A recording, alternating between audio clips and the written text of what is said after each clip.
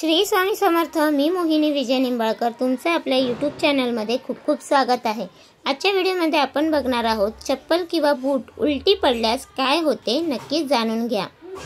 चप्पल आणि बूट या दोन्ही गोष्टी आपल्या रोजच्या जीवनातील अविभाज्य घटक आहेत। कोणत्याही कामासाठी बाहेर जायचे असेल तर आपण चप्पल किंवा बूट घालून बाहेर जातो। याचे महत्त्व सुद्धा बऱ्याच शास्त्रात दिले आहे। घरात किंवा दरवाजासमोर चप्पल किंवा बूट अशा पद्धतीने सोडायचे याबद्दल सविस्तर माहिती दिली आहे।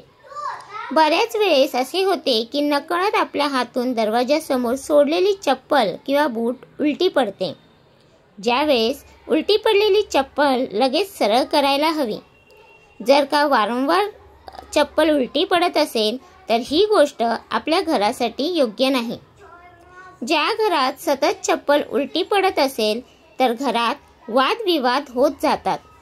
काही वेळेस घरातील लोक आजारी सुद्धा पडतात। त्यासोबत बऱ्याच लोकांना अशी सवय असते, एखादी चांगली चप्पल जर का तुटली असेल, एखादा बूट फाटला असेल तर आपण ती पुन्हा दुरुस्त करून घेऊ म्हणून घरात तशीच ठेवतो। पण अशा तुटलेल्या चप्पल किंवा बूट जास्त काळ ठेवला असेल तर घरात अशांती निर्माण होत जाते। घरात सतत काही ना काही वादविवाद होत जातात आणि ज्या ठिकाणी अशांती असते अशा घरात माता लक्ष्मीचे वास्तव्य जास्त काळ राहत नाही।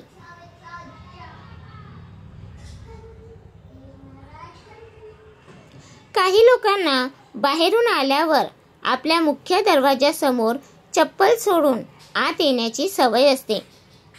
अशी चूक बिलकुल करू नका। कधी पण जर का बाहेरून तुम्ही आलात अशा वेळी मुख्य दरवाजाच्या बाजूला चप्पल सोडावी।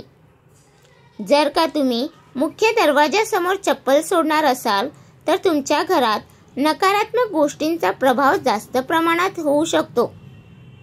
ज्या घरात नकारात्मक गोष्टींचा प्रभाव जास्त असेल तर त्या घराची प्रगती जास्त होत नाही।